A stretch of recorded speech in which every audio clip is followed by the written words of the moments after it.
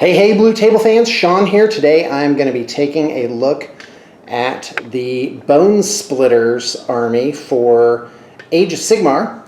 Now, what they did is they split up the armies into much smaller segments, which I think is a brilliant idea.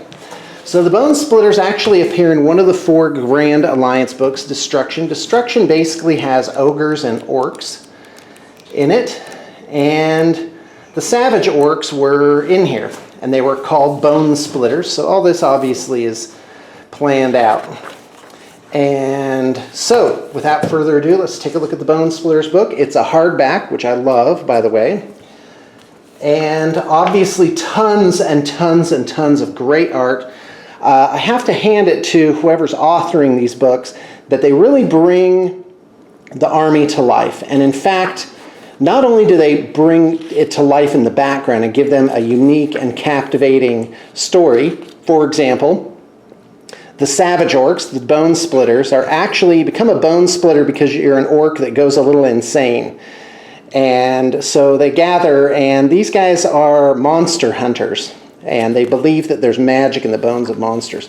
So not only is there this cool background, lavish art, but the way the rules are written gives each army a very different feel to it. And it's like looking this over, it's like, I just want to play these guys because they're so cool. These guys are described as like a crashing wave of green meat. And they're just, they're savage, go for the throat, never say die, orc barbarian hordes. And the book and the rules both capture that really well. So I give you a lot of great ideas for glyphs, paint schemes, how it all fits into the background. And these guys, by the way, are begging for conversions. I'm going to go into that a little bit. So the Bonesplitters are, they're led typically by a prophet who gets some kind of weird notion in his head and gets the other guys to go along with it. So a Wurgog prophet, his nose bone might be talking to him, and all of a sudden he gets everyone to kind of go along with what he's doing, and no matter how crazy it is. So there are rucks, which are basically kind of like platoons or tiny little sub-war bands of a larger war clan. So the war clan is big, the rucks are these tiny little groups inside of it. So there's basically 5 different types of rucks. So anyway, look at just tons of great art, great photography. They're really bringing these models to life. And what I love is that, way back when these guys came out, they were just kind of inserted into the Orc book. So this amazing plastic kit came out. There were several, actually. And they just kind of they just didn't get any attention. Because it was like, well, I already own an orc army. Do I really want to paint up, 60 of these guys or 40 of these guys or whatever to just add a unit, that may not even fit with my strategy? Or maybe there's another unit that has the exact same purpose in my game. And so they really got overlooked. So anyway, and I love this art. There's like these little maps. It's reminiscent of Planescape in D&D, where there's like these weird little sub-universes. And so, of course, you get like scenarios and little games that you can play for narrative play, which is definitely how I'm going to be doing it, as you guys know. I don't even want to look at the points. I bought the General's Handbook. I really, I think that's not the funnest part of the game. Okay, so here's how the Army books work. Army Burks, I almost said. So if you do Grand Alliance Chaos, you can just take anything out of this book. Huge selection of models. You can just kind of have it all. And in fact, the rules, they say just take models from your collection. You can technically put anything on the table. But then there's the Grand Alliances. And then you can have, if the keyword, so you're looking for keywords. So look at this. Let's find a Bonesplitters entry. Come on. Where are you now? I can find it. Here it is. So it says Destruction, Orc, Bonesplitters, Hero, Wizard, Maniac, Weird Knob. So the unit's name is actually at the very end. So this guy goes in Destruction. So you could have an all Destruction army and all Orc army, which could include these plus other things. Or you can go Bonesplitters. So what they do is they give you allegiance abilities. So if you go only Bonesplitters, then you get these allegiance abilities, which are pretty cool. And so let's see. Yeah, your guys get command traits. I'm not going to go into that. Oh, the magic. So your guys, wizards always know, typically, as far as I can tell, they all know Mystic Shield and Arcane Bolt. And then usually they get one other spell. But if you do a Bonesplitterz Allegiant, you can take one more spell off of this. And even though it has a die roll thing, you don't roll for it. I love it. You get to pick. You just pick that spell. Now, artifacts of power. So for every battalion you take, which is the equivalent of a formation in 40k, one hero gets an artifact. And if it's a wizard, it gets an arcane one. And if it's another type of hero, it gets a magical artifact. And again, you can roll or you can just pick. And I love the picking thing. It's fantastic. And there's no points for it either. You can just take it. Just have it. So that's a huge advantage to having an allegiance. Okay, so now they give you the battalions. The biggest one is a war clan. So a war clan, you're going to need between 150 to 220 models in your army.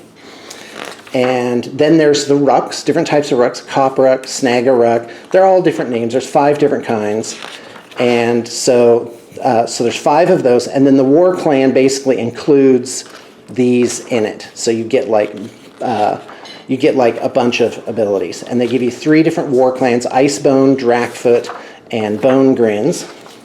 Now let's take a look at, after this I'm going to make a video on how to shop for a Savage Orcs army, and also give you some ideas on maybe other lines of models that you might want to look at to give some variation. So there's 10 entries, there's 4 character types, heroes. A Wargog Prophet is a must take.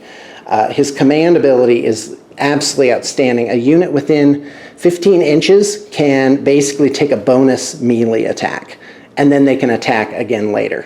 And just the whole spirit of the Savage Orcs is represented in the rules with being able to like pile on to things. Savage Big Boss, that's your martial hero. And his ability, which is always going, is Let Me At Him. It allows you to, after he attacks, you can immediately, instead of it going to your opponent and picking a unit to attack, one of your other units can attack.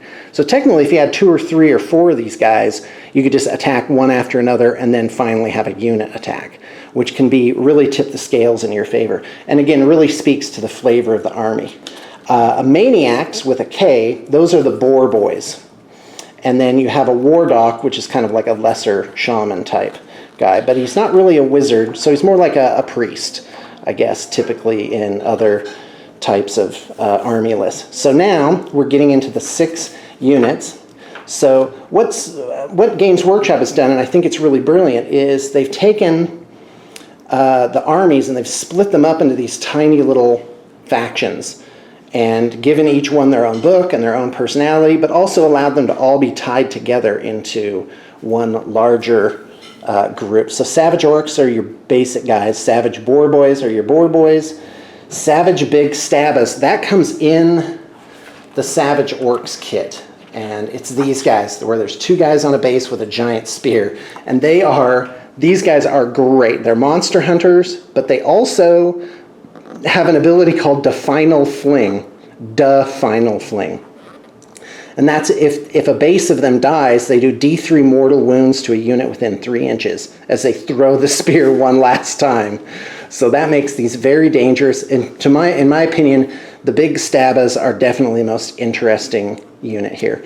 And then you've got More Boys, which are basically the 2-hand weapon boys. Because the Savage Orcs, they have the Bone Shield. So these guys have hand weapon shield. These guys are the old 2-hand weapon guys. And these guys are monster hunters here. And then your last 2 entries are Savage Boar Boy Maniacs. And those are Boar Boys, except they have different abilities. They can, they pile in extra. Fantastic. And then, of course, you have the Arrow Boys, which are the archers. So, and then, of course, you have the rules of the game back here. Basically, 2 pages on setup and 2 pages on how to play. Like, that's the rules right there. Every book has those in it. Now, They did need to add rules, and they've done it in kind of a sneaky way here. And I think it's okay, but I wish they'd just put it all in the same thing. Is hints and tips. These aren't hints and tips. This is additional. This is an additional half page of rules that they really had to add. So, guys, that's your basic overview of your Bonesplitters. And if you'd like BTP to paint up your Bonesplitters army, we are more than happy to do it. We're very excited for that. I'd love to do some more Age of Sigmar armies. So Bonesplitters, like I said, I'm going to make a video on what to buy for them. But contact us at projects@bluetablepainting.com. I want your business. Thanks for tuning in, and I hope you got your information for the day.